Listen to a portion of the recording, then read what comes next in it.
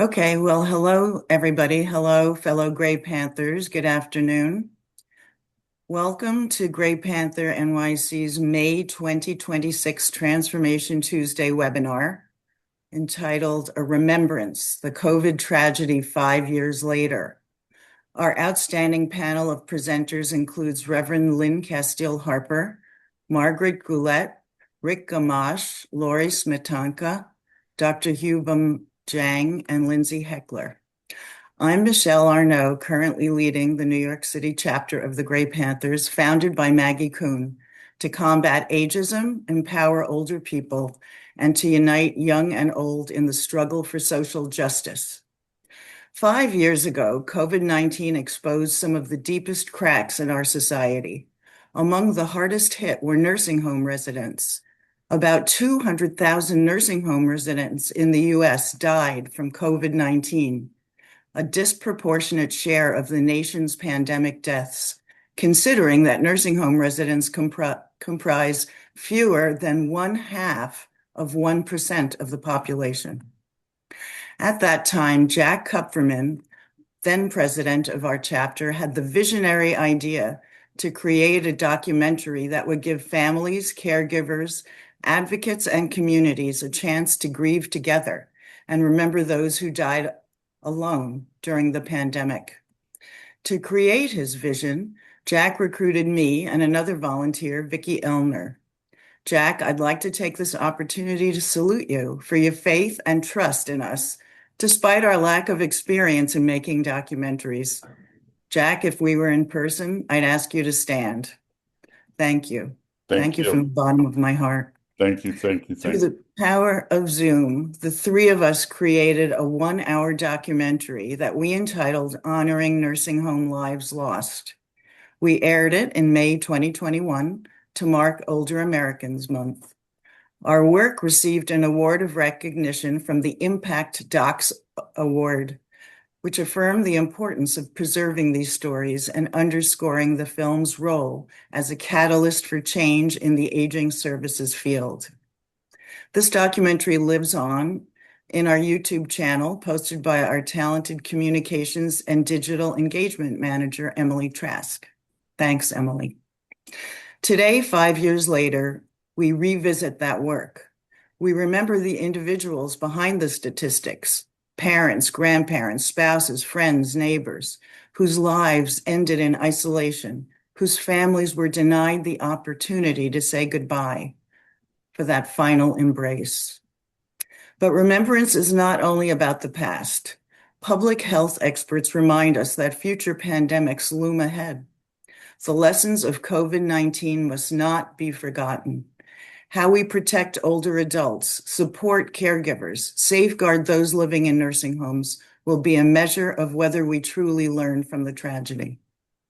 So thank you all for joining us as we reflect and recommit ourselves to ensuring that those living in long-term care are never again treated as expendable. So due to logistics, some remarks have been pre-recorded. But we begin the program with Reverend Lynn Harper, who played an important role in our documentary, and I'm pleased to say she's here live today with us. And it's my pleasure to pass the virtual mic to you, Reverend Lynn. Thank you. Oh, thank you so much, Michelle, for inviting me to be a part of this program. And thank you to all the Gray Panthers leadership and members and all the partner organizations and individuals gathered on this day to keep nursing home lives front and center and to never forget the particular devastation COVID and our nation's response to it wrought on nursing homes. We've refused to forget the callous responses from certain leaders, the long-standing systemic problems that made and make people vulnerable, and the preventable deaths. And we also refuse to forget the individuals and groups that rose up and continue to rise up to demand justice and point us to a more hopeful and humane future. You are those individuals and groups. And so I say thank you. It is a difficult thing to time travel back to this moment in early 2021. Each person here has their stories of that period. That's when the National Day of Remembrance, the documentary, was released in early 2021. And I know you all have your stories of that period. And of course, some of you have more personally traumatic stories than others. And yet all of us endured the collective upheaval and grief of a global crisis. I admit many of my memories from that period are foggy, if not totally faded. And I'm sure that's a protective element to that. I do recall the morning ritual of scrolling down the New York Times front page to see the daily death counts. I recall the dizzying feeling of my book on vanishing coming out in the first month of the pandemic. I had written about an uncanny and unjust vanishing of people in nursing homes who had been living with dementia. And suddenly, this vanishing I had observed and I had written against had become supercharged in an unimaginable way. At that time, I was serving as the minister of older adults at the Riverside Church in New York City. And prior to Riverside, I had served as the chaplain at a nursing home for 7 years. In those early months of the pandemic, when New York was the epicenter of the outbreak, I braced for bad news with each email, with each phone call from work. I was ministering among a population, older people of color who were especially vulnerable to severe illness and death from COVID. Those stories are painful to recall, and other more hopeful stories emerged and are worth retrieving and celebrating too, such as the formation of the Honoring Nursing Home Lives program. So, Michelle, I'm grateful for the moment to revisit not only the painful, but the hopeful things that came in those months and years. 5 years ago, as the nation approached 200,000 nursing home lives lost to COVID, the Gray Panthers had the wisdom to create space to keep humble vigil and honor the lives lost. The Gray Panthers understood that any social justice movement worth its weight must make room for lamentation and weeping and public naming of grief. Otherwise, even the best initiatives for social or political change can easily lose touch with the breadth and depth of humanity. They can become calcified and strident and ignore the exact holistic human connection that they hope to strengthen and to call upon to forge a better tomorrow. The philosopher and theologian Cornel West often says that the condition of truth is that we must allow suffering to speak. Anything else, any attempt to offer hope or encouragement or to make change apart from this condition of truth is the equivalent of a false positive, to use the disease testing language of those times. So the Gray Panthers sought to acknowledge and name the suffering, the tragedy, as a condition for the truth that would come with the advocacy and activism after that. And such a wise and bold and compassionate move. As the group planned for the Honoring Nursing Home Lives virtual program, it was important that this would not be a panel discussion on grief or a PowerPoint presentation with bullet points on what we could do to help, that this would be an opportunity to come together and publicly name and sit with the grief, to honor the individuals behind the numbers and our own need to lament and heal. So Michelle, Jack, and Vicky, and others of us outside that core group, because we're in the planning atmosphere, began to reach out to faith leaders and grief experts, advocates and activists, nursing home residents, staff and families, politicians, artists and musicians and others, weaving together a program that we hoped could speak to and help to begin to heal the heart, and that could ground and inspire commitment to an action for change. And the result is the documentary we're going to be seeing pieces of today and the movement that spun out from there. My Buddhist friend recently shared this bit of wisdom. She said, when a leaf falls in Tokyo, the earth shakes in Beijing. And I've been thinking about that since, and especially upon this day, the smallest action or inaction impacts the world, Everything and everyone is connected. A little leaf falling, its mysterious ripple effects can shake the ground hundreds of miles away. Martin Luther King Jr. put it this way: we are caught in an inescapable network of mutuality, tied in a single garment of destiny. Whatever affects one directly affects all indirectly. In my own Christian tradition, we talk about being members of the same body. When one suffers, we all suffer. In other words, our contributions as individuals, organizations, and communities matter. As a little leaves on a tree or threads on a shared garment or members of a larger body, we impact the world well beyond our knowing. The work of the Gray Panthers and their many partners who are focused on reforming and transforming long-term care are like those many leaves falling, shaking the world, making a difference in how people age, and the respect and dignity afforded elders across physical and cognitive ability, including those living in nursing homes, and in our relentless focus on creating a juster, gentler world for all of us. Honoring nursing home lives is one of those fallen leaves, catalyzing a movement. Transformation Tuesdays are evidence of the ongoing ripple effects of that fallen leaf. The last word of the documentary, the Honoring Nursing Home Lives documentary, is the word peace. Peace. I think that is the greatest hope of any humanitarian project and social justice movement, that all people, including people who live and work in nursing homes, are able to live in peace, valued, respected, and protected as full members of the human family. So may it be so, and I wish you peace. Thank you. Thank you, Lynn, for those wonderful words. And now Emily is going to play some of our documentary. Thank you.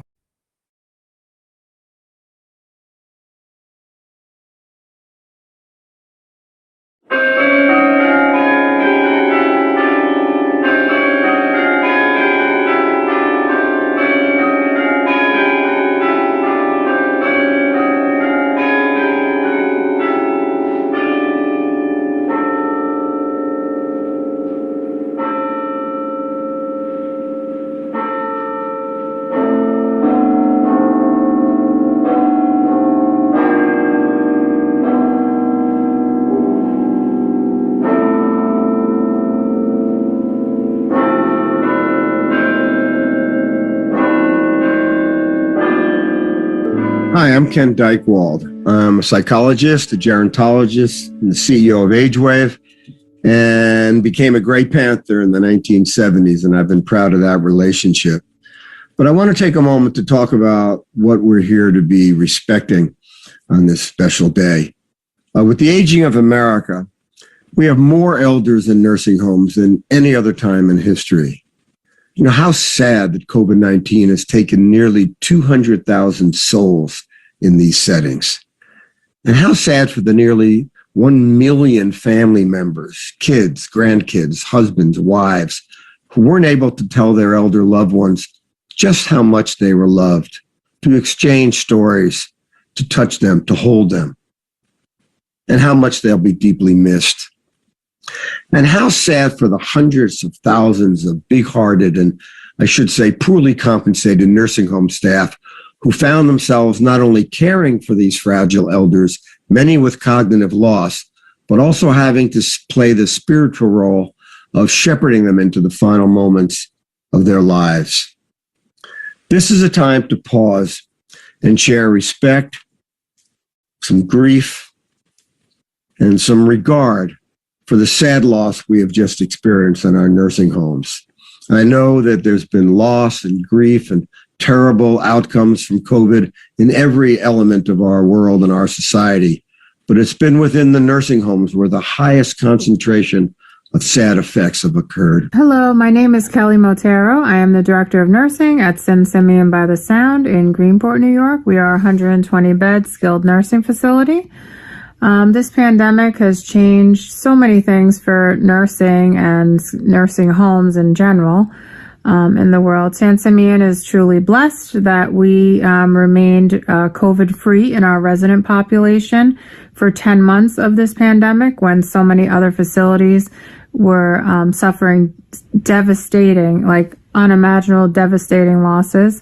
January 10th, a Sunday morning, we were doing routine resident testing, and I had 6 residents test positive on one unit, 3 sets of roommates. It was probably one of the most devastating moments of my career, and calling those families was the most heartbreaking thing I can remember doing in my nursing career. So I had to get myself together as a leader, regroup, refocus, and now my goal wasn't to keep us COVID-free like we did for 10 months. It was to contain and get it out as quick as possible. And that's truly what my amazing staff did. We contained it to 1 unit. We wound up with 11 total residents get COVID in this outbreak. And within 3.5 to 4 weeks, we were back to being COVID-free. This pandemic has, for my staff, for my residents, it's really been very hard, but we're just lucky that the residents are our family. So the staff has stepped up when the residents cannot be seen with their family as often as they used to be. And, we have become their family. Now, thankfully, visiting has started, and it's wonderful to see. We have scheduled visitations. You can see the smile from under the mask. Their eyes light up, the tears flowing when they see each other is just a moment that, you never forget. What was the pandemic like for me? The only word I could use to describe it was terrifying. I worked in long-term care my entire life, but I advanced my role to nursing home administrator in May of last year. My first day as an administrator was walking into a building, and we were experiencing the first wave of COVID-19. How did you keep your life going through the pandemic? This I'm try best my residents, I do my best every single day. And I wanted to make sure that the family members would feel comfortable that I was right there by their side. I know it felt like if I was on their shoes, I probably would be like really, really mad because it's not fair. But to me, it was very, very challenging. How did you keep yourself going through the pandemic? Really, it was through the books. I like to read, so that's how I got going, I'm so happy to see this day today because we have gone a long way. I remember the first day when COVID started, the patient was positive. I went crazy because none of us know what this COVID will do or what's going on. I think it was frustrating on a couple of levels. Of course, we all, as staff, we were tired of the mask and we were tired of the shield, but that was not as bad as the frustrations that patients and family members and even staff family members would have.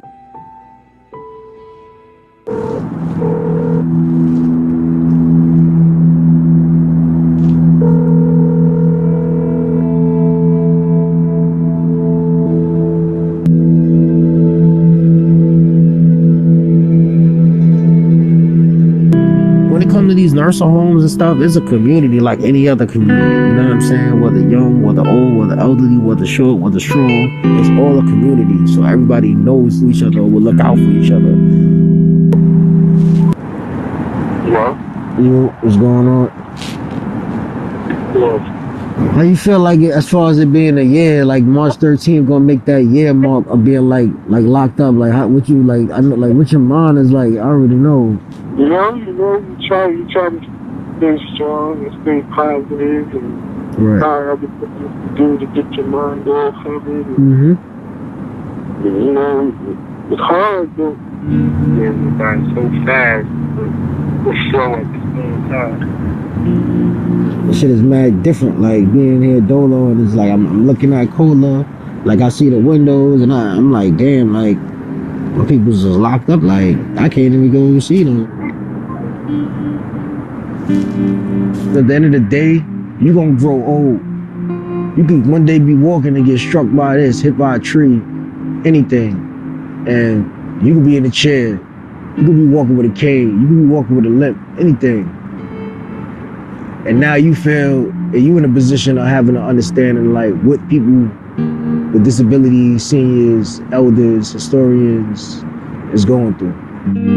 Aloha, my name is Roxanne Ruff Tomita from Pauilo, Hawaii, and I'm the daughter of Melvin Tomita, who passed away on September 4th, 2020. He was residing at Yukio Okutsu State Veterans Home in Hilo, and unfortunately he did die of COVID. He went into the nursing home on June 17, 2019, and our family hoped that it would be a temporary rehabilitation. My dad enlisted in the U.S. Army and Hawaii National Guard on July 7, 1952, after he graduated Baldwin High School on Maui. And the following year, he also got married and had my brother. In 91, he retired from the Honolulu Fire Department, Sidding County, after 26 years, about 26 and a half years as firefighter 3, and he worked as fire engineer at Hawaii Kai Fire Station. He transferred to the U.S. Army Reserve 100 Battalion, 442nd Infantry, 29th Division at Schofield Barracks, and was activated in May 1968 to Vietnam, where he worked as a cook on the front lines. His rank was Sergeant First Class. He was a Bronze Star Medal recipient, and, you know, like a lot of Vietnam vets, and also being American, Japanese American, it was difficult for him to identify and discuss his negative war traumas. I'll refer to the nursing home as Yukio. Dad was the 6th out of 27 patients that died of COVID-19. At the time that he died, there were 46 residents and 12 staff that tested positive for COVID. The day before he passed, there was 1 death, then 3 more the following day. At Hilo Medical, there were 8 residents on the COVID unit and 2 more in the ICU. It was a scary, tenuous time for us. I would jump every time the phone rang. And the hardest thing was that I couldn't be with my dad at the hospital. He was on the COVID unit with 6 other beds of patients from Yukio. The nurse was actually in the room with my dad, and I was outside of the room looking in through a small window with the doctor while she was administering end-of-life medications. And the nurse, she kept going back and forth. And so I actually texted a message to her and showed it to her. I knocked on the window and she came up and read it. And she whispered in my dad's ear that, you know, Roxanne said it was okay, Daddy, you can go home to Mom.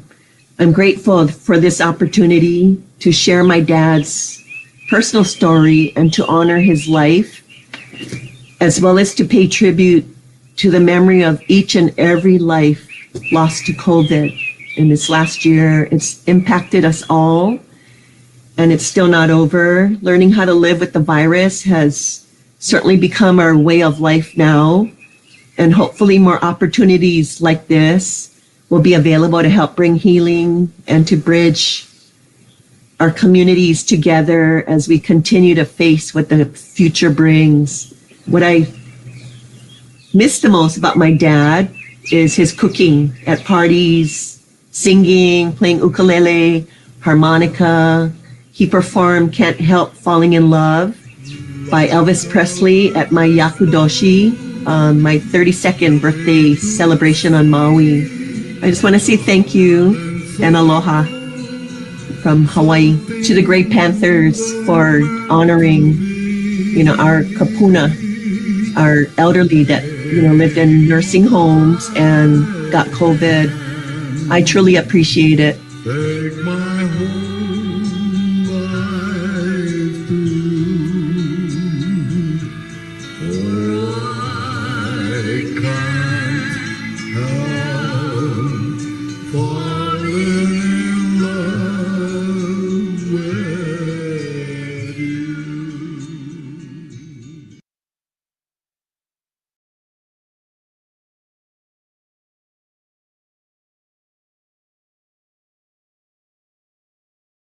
It is touching that Gray Panthers New York City has convened an august and knowledgeable panel to commemorate the deaths of the most vulnerable among us during the COVID era. And this panel is also gathered today because of the ongoing crisis. We know that unnecessary deaths were occurring long before COVID. And now we know that the brutal eldercide continues in nursing facilities all over the nation, once again, silently, and once again, person by person, and almost undetected. Go back 6 years. For my book, American Eldercide, I chose the term eldercide to indicate that even during the worst time in 2020, the COVID deaths of residents were simply avoidable. They were the result of Trump administration policy failures, institutional neglect, financial chicanery, and at bottom, ageism, ableism, and dementism. Older and disabled adults residing in nursing homes made up fewer than 1% of the U.S. population.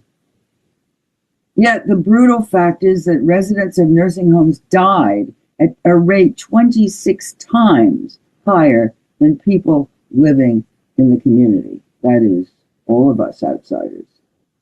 Now, some residents were frail, but hundreds of thousands who did contract the virus recovered resiliently. And the fact that 1,950 facilities out of over 15,000 reported 0 COVID-19 deaths in 2020 shows that it was possible to protect the residents. Therefore, this catastrophe was not about biology, not about age, or even really about the coronavirus. I use the term eldercide to shift the conversation from the nonchalant, oh, of course, the old die, to these adults died because we, as a government, failed them.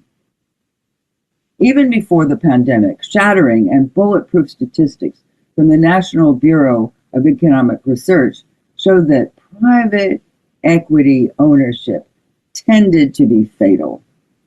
Quote, going into a private equity-owned nursing home increased the short-term probability of death by about 10%, implying over 20,000 lives lost over a 10-year period, over 12 years rather, about 20,000 lives lost over 12 years. And this was before the pandemic. In the first year of COVID, the for-profit facilities made up a disproportionate percentage of those with extremely high infection rates. And more than 1,300 for-profits had an average overall mortality rate close to 20%. Nursing homes continue to be mostly undetected crime scenes, except now we have detectives. My latest op-ed for the Boston Globe uncovered another way the nursing home industry has figured out how to kill the residents unobtrusively while keeping the profits flowing. Again, the discovery happens to be based on brilliant data by researchers from the National Bureau of Economic Research that nobody was paying attention to. Now, this is the way it works. American nursing homes tend to increase staffing and expend more effort on patient care as a government inspection looms. When the health cops are on the way, suddenly there are mold-free bathrooms, fresh supplies, rodent control, infection protection, and most important of all, new staff hires. Higher staffing levels are life and death variables. Adequate staffing, as many of you know better than I, are delivered on time. Medications are delivered on time. Call bills are answered. Wounds get treated. Medical and medication errors are caught faster.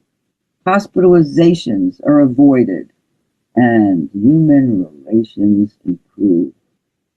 With less turnover, residents get to know their caregivers, and caregivers can become more responsible and responsive.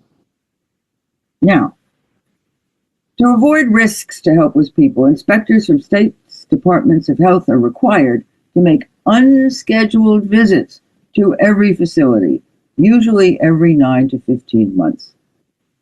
State surveyors do not warn facilities, but once 9 months have passed since the last visit, nursing home owners know another inspection is coming soon. The predictability of inspections influences the timing of good and worse care. After the inspectors are gone, the administrators go back to business as usual. The graphs show it. Facility owners slack off right after the inspector departs. And that's when the neglect and the humiliations and the misery and the unnecessary deaths occur in that window. There are fixes. Sending inspectors out randomly would be a simple fix. Hundreds of lives are saved every year because of nursing home inspections, even as they are. But the rescue figures could be 12% higher if inspections were unpredictable. Another sensible and no-cost solution would be to focus surprise inspections on the homes with the most complaints from residents, their families, ombudsmen, and their advocates. An even better reform would be to require each facility to always post prominently on its website its current ratio of aides to residents. That would be a way to consistently enforce the state standards for minimum staffing. Now, Massachusetts has a decent 3.58 hours per person per day standard, but it is being widely ignored. At last reckoning, nearly 3/4 of Massachusetts facilities, 260 facilities, fell below. You don't want to be there. National and state regulation of nursing facilities is failing. And this system is failing Americans at a time when indigence among people over 60 is growing, when Americans are living longer, when many have worse health. As soon as Congress is back in the hands of responsible people, it will need to slap the facilities back into shape. And Congress will need us to push them to do it. Thank you. When I think about the disaster of COVID that hit the world in 2020, I immediately think of all that we lost. 1.2 million Americans, 200,000 of them living in nursing homes, which I believe that number is understated. I think it was manipulated for political purposes in some states. We lost our trust in government, both state and federal government, that people in power were giving direction to us that cost lives. We received conflicting information from the government and from the media. I also think about what we gained. We came to understand the true measure of the human spirit. I remember at one of our buildings, the first 2 COVID cases, I asked for volunteers from the staff to take care of those residents. We had no idea about COVID back then. There were no vaccines. There was very little information. We just knew that people were dying from it. I also knew that in a nursing home in the next town, the entire staff walked out when they heard that they had a person who was positive for COVID. In our case, we had a resident who was receiving hospital services who came back to us with COVID, and another who had been receiving dialysis who came back to us and had COVID. But when I asked for volunteers, hands went up around the table, and nursing assistants and nurses said, those are our residents. We're going to take care of them. And it restored my faith in humanity, the capacity that human beings have for compassion. It was just amazing. I also know that one of the things we gained is that people from all corners of the country came together, like the Live Oak Project. They came together and said, enough is enough. We have to change things. And we rolled up our sleeves and we began to work on this.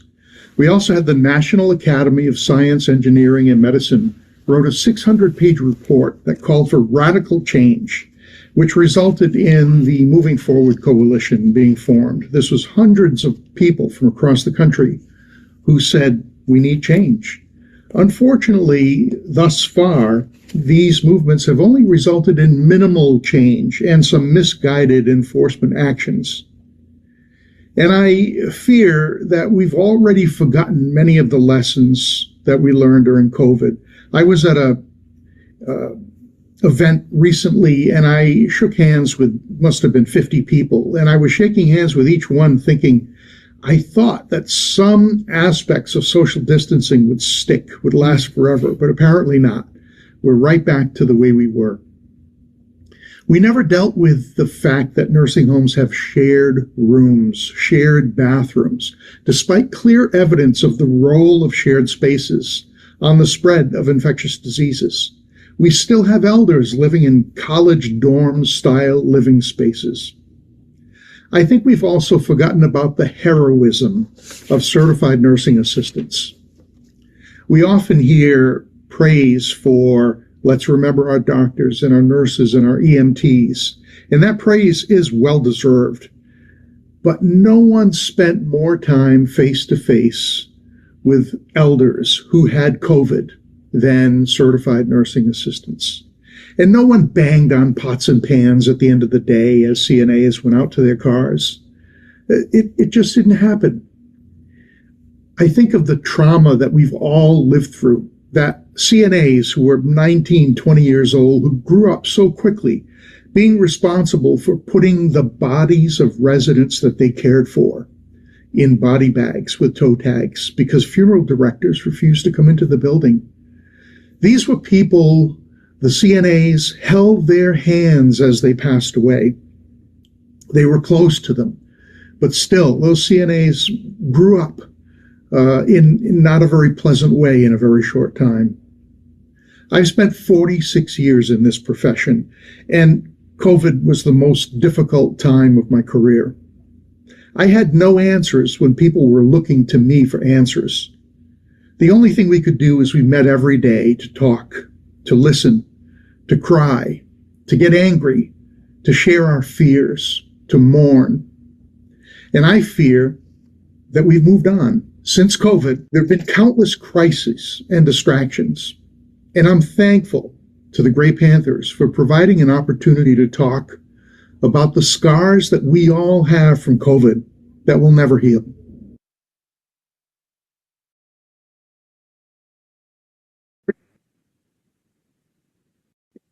Hello, and thank you for inviting me to be with you for this remembrance of honoring nursing homes lives lost. I'm Lori Smetanka, Executive Director of the National Consumer Voice for Quality Long-Term Care.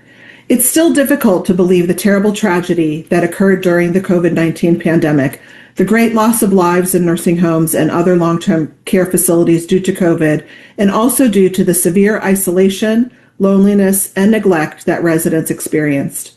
While many of the problems we saw in long-term care facilities during the pandemic were the result of long-time systemic failures, those problems, such as there not being enough staff, the lack of accountability for owners and operators, inadequate infection prevention and control practices, and inadequate staff training, those problems were made worse because of the contributing factors stemming from the pandemic.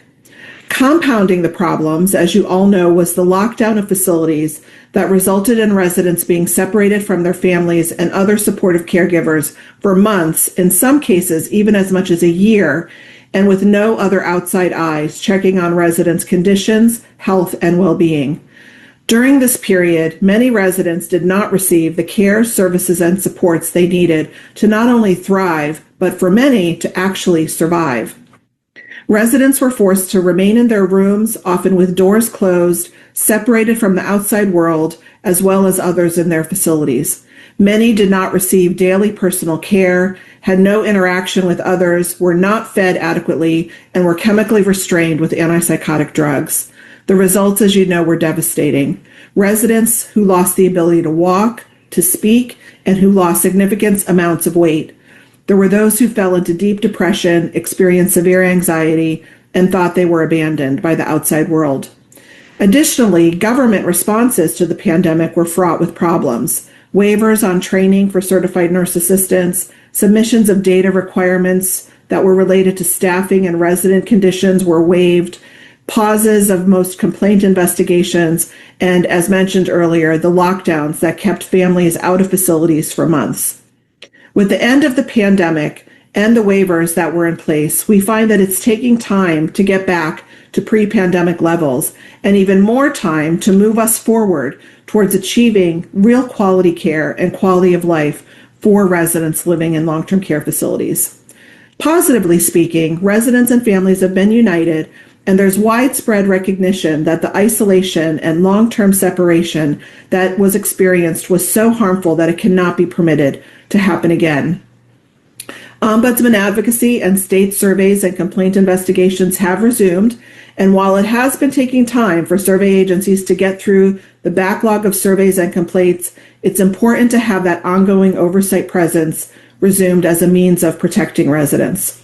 Further, as a result of the problems in long-term care highlighted during the pandemic, the previous administration put forward a comprehensive plan to improve conditions in nursing homes, including proposals to improve staffing levels, support the workforce, and heighten transparency and accountability of how public dollars are used by nursing home owners and operators, as well as increasing oversight of antipsychotic drug use and more. While some of these provisions are in the process of being implemented, for others, especially around ensuring adequate staffing in facilities, we've taken steps backwards. Much more needs to be done to ensure that the necessary staff are available to care for residents, that we improve job quality in long-term care facilities, which will then attract new people to this field to work, and that the billions of dollars of public dollars paid annually to owners and operators goes towards the provision of quality care, that we have transparency around who owns and operates nursing homes, and that the long-term care ombudsman and state survey agencies have the necessary resources to do their jobs of advocating for residents and overseeing facility compliance with standards. One of the biggest things we learned from the pandemic was how much facilities were relying on families to supplement the care provided by staff. Despite the requirement that facilities have the necessary staff to meet the needs of residents, families were stepping up to ensure residents were being fed, groomed, dressed, taken to the dining room, to activities, to the bathroom, and much, much more. Families and other essential caregivers help ensure that residents receive the care they need in a timely manner. They help foster communication and engagement between residents, staff, and others. They provide comfort and support to ease anxiety and depression, and they advocate for improved conditions for all residents in the facility. In order to ensure that residents are not isolated from essential caregivers in the future, a federal bill has been introduced in both the House of Representatives and the Senate, which would guarantee access to designated essential caregivers during emergencies if visitation is restricted. The Essential Caregivers Act, which is Senate Bill 3492 and House Bill 6766, has bipartisan support with more than 100 co-sponsors in the House and close to 20 co-sponsors in the Senate. This legislation reinforces the rights of long-term care facility residents to have immediate access to those providing critical supports that ensure the residents' health and well-being.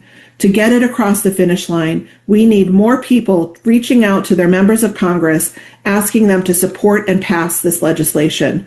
For more information about the Essential Caregivers Act, including a fact sheet and a letter that you can send directly to your legislators, go to the Consumer Voice's website at www.theconsumervoice.org. The bottom line is that we must ensure that we have learned the critical lessons provided by the COVID-19 pandemic and do more to not only protect the rights and well-being of those living in long-term care facilities, but also to ensure that they are receiving quality care and experiencing quality of life. Thank you again for inviting me to this important event today, and thanks for all you do on behalf of those living in long-term care facilities.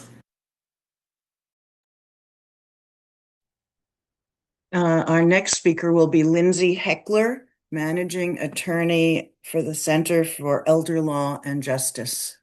Lindsay, the mic is yours. Great. Thank you. And I just want to specifically say thank you to the Gray Panthers for hosting this remembrance. I also want to make sure to thank residents, their families, and supporters for their advocacy, not only during the COVID-19 pandemic, but continuing on through today. And also thank you in advance for your sharing your voices, your experiences, and your advocacy in the future.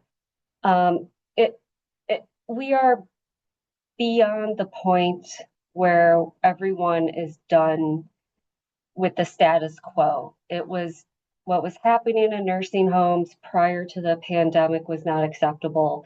It was absolutely not acceptable during the pandemic, and it remains in an unacceptable state today. So it is beyond time for Congress, the federal administration, and state legislatures to prioritize the autonomy, dignity, and fundamental rights for quality of care and safety for older persons. I was asked today to talk about two what I would consider basic but essential actions that can be taken that would have a direct impact on the rights, safety, and dignity of people who live in nursing homes as we move forward. The first, we just heard Lori Smetanka talk about, which is the passage of the Essential Caregivers Act. So we know in the effort to protect residents from the virus, governments straight flat out ended the visitation rights of residents, cutting them off from the very people who helped keep them alive, engaged, and cared for, families. We know families aren't just visitors, they are essential and should be viewed as part of the team. They are. So as Lori said, the Essential Caregivers Act does ensure that this mistake is never repeated again. This legislation would guarantee that every resident can designate a trusted caregiver who will always have access, even during emergencies when normal visitation is restricted. This legislation strikes the right balance. It protects safety by requiring caregivers to follow the same protocols as staff, while also protecting the dignity, mental health, and basic human connection of residents, their families, and friends. We know what happens without that connection: declining health, increased depression, and preventable suffering. The Essential Caregivers Act is simple. It is about compassion, accountability, and learning from the lessons of the past. And it's about recognizing that care and support from loved ones does not stop at the door of the nursing home. It includes the people who the resident knows and loves. We must never allow that level of isolation to happen again. The other action that I am here to speak about as we are continuing our advocacy for people who live in nursing homes today and in the future is to increase the personal needs allowance for residents. I'll refer to that as the PNA. The PNA is a small monthly amount residents whose care is paid for by Medicaid are allowed to keep from their income. The rest goes towards the cost of their care. This amount is meant to cover the most basic personal aspects of daily life that the nursing home is not required to pay for, and neither does Medicaid. Things like quality toiletries, a haircut, favorite snacks, clothing like a pair of socks or underwear, cell phone, internet connection to speak with loved ones and friends, tablets, computers, books, non-medical transportation, and more. To be clear, Medicaid does not pay for those items and services, and nor are nursing homes required to. The personal needs allowance is meant to cover these items at the choosing of the resident. Federal law requires the PNA be no less than $30. This was established back in 1987. Adjusted for inflation, $30 is roughly $85 to $89 today. While some states do automatically adjust this amount each year, federal law does not require this, and the majority of states do not. Only 11 states in this country have the PNA of at least $100 a month. Almost half the states are still at or below $60, including New York, which is set at $50, and that has been since 1988. 2 states only allow for residents to retain $30 a month of their income. I want to pause on those numbers. $60 or less in almost half the states to cover every personal need, every small comfort, every connection to the outside world.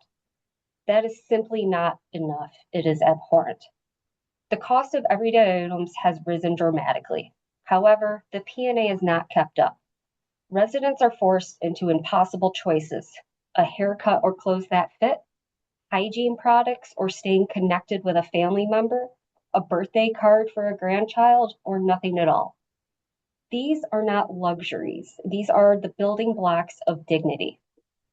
At its core, the issue of the personal needs allowance is about human dignity and basic human rights.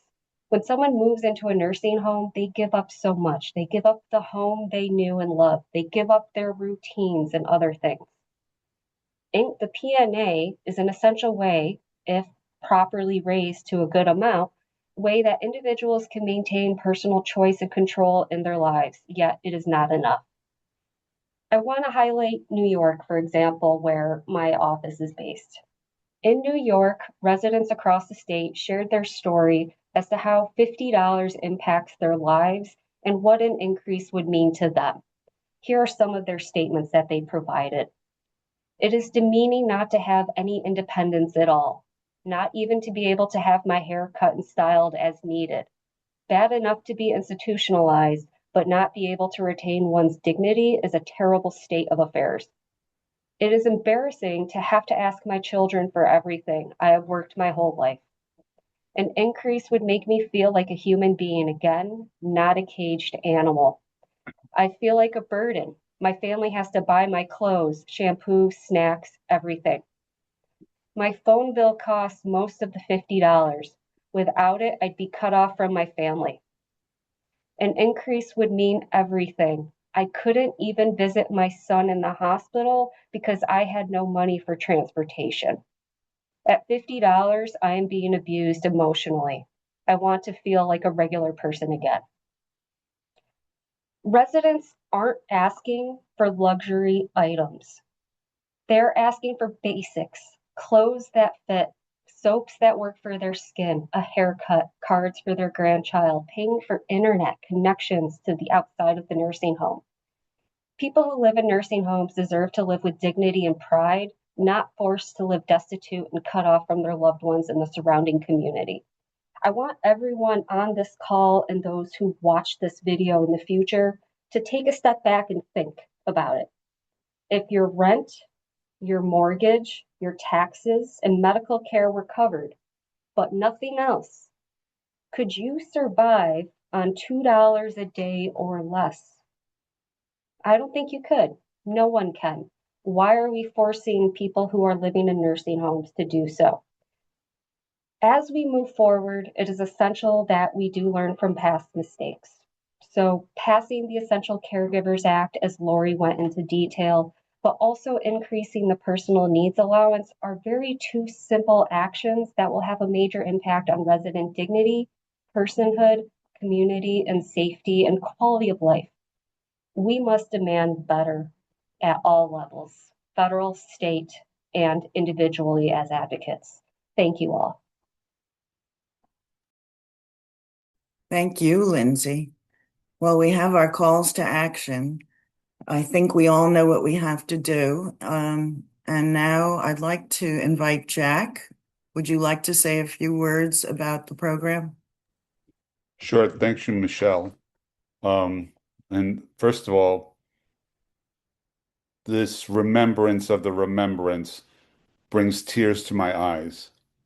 And it shows how little we have progressed as human beings and as a society to protect the important lives of people in long-term care, and that the shameful acts that we have not done. Yet, it's been an honor to conceptualize the important documentary which Grey Panthers created and to assure that it was completed with the talents of many. The COVID pandemic decimated an inordinate number of older persons and those with disabilities, especially those in long-term care. Grey Panthers is proud to have been the spark for efforts to examine and change the long-term care system. Obviously, much remains to be done. At the time, passion was high to transform America's long-term care system. The Grey Panthers documentary, which we remember today, was a catalyst for reform and transformation. Enthusiasm was high that something positive would come from the almost 1 million deaths from COVID. Experts and passionate advocates rallied and planned for a person-centered long-term care system to assure that this would never happen again. Grey Panthers provided a base for advocates to rally around, and as a result of the documentary, progress was made. Focused on the grief and voices of those affected by COVID, new, very talented partners and experts banded together to create a better reality for those in long-term care. The current webinar series of Grey Panthers, entitled Transformation Tuesdays, has been an important outlet for education and advocacy. It's a Grey Panthers legacy to be proud of. Starting with the documentary, inroads and progress were made, yet the waves of political change have stalled progress. Even with these limitations, Grey Panthers is proud to continue to be a leader in this essential movement to improve America's long-term care system. Because of COVID, the underside and limitations of long-term care became glaringly evident. The documentary brought out the pain and emotional side of the pandemic. Despite the serious setbacks of the past few years and the political environment, progress continues to advance. The concept of the new connected communities model is a doable and innovative way to provide quality, person-centered long-term care starting from local advocacy models based on careful crafting of bold but reasonable and existing models of comprehensive, community-based models of care. We encourage you to take our documentary as a call to action and to help move forward the connected communities model. America's older persons and all those needing long-term care services deserve better care than they currently receive. Onward and thank you. Good morning, good afternoon, good evening. Thank you to Grey Panthers NYC for inviting me to be part of this commemoration. My name is Hyobum Jang. I'm medical officer at the World Health Organization, Geneva, where I lead the organization's work in long-term care, under the UN Decade of Healthy Aging. I'm speaking from Geneva, but the question that brings us together today crosses every border. 5 years ago, what does it mean to remember the lives lost in long-term care during the COVID-19 pandemic? And what does it take to make sure that loss was not in vain? In many countries, the pandemic struck older people in long-term care with a brutality we have rarely seen it before. On average, across OECD countries, around 40% of all COVID-19 deaths the first year of the pandemic occurred among long-term care residents, a small fraction of the population, but carrying an enormous share of the loss. In some of the worst affected countries, the proportion was far higher, at most 70 to 95%, such as in parts of the United States. And those are only the numbers we can count. In most low and mid-income countries, we still don't know the full scale. Long-term care that is largely invisible to data systems, to regulation, and often to policy itself.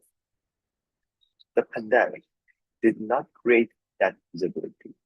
It exposed it. What COVID showed the world was that long-term care was the most neglected part of our system and health and social systems, underfunded, understaffed, disconnected from health services, built around buildings rather than around people. With a workforce, mostly women, mostly underpaid, many of them migrants, carrying impossible burdens, and with residents and families too often denied a voice in decisions about their own lives, including in their last weeks. Those failures had human names and human faces.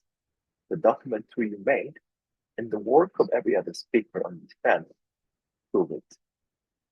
Since then, many countries have acknowledged those failures. There have been inquiries, reform commitments, new investment in infection control workforce, and in some places, ambitious attempts to transform long-term care systems altogether.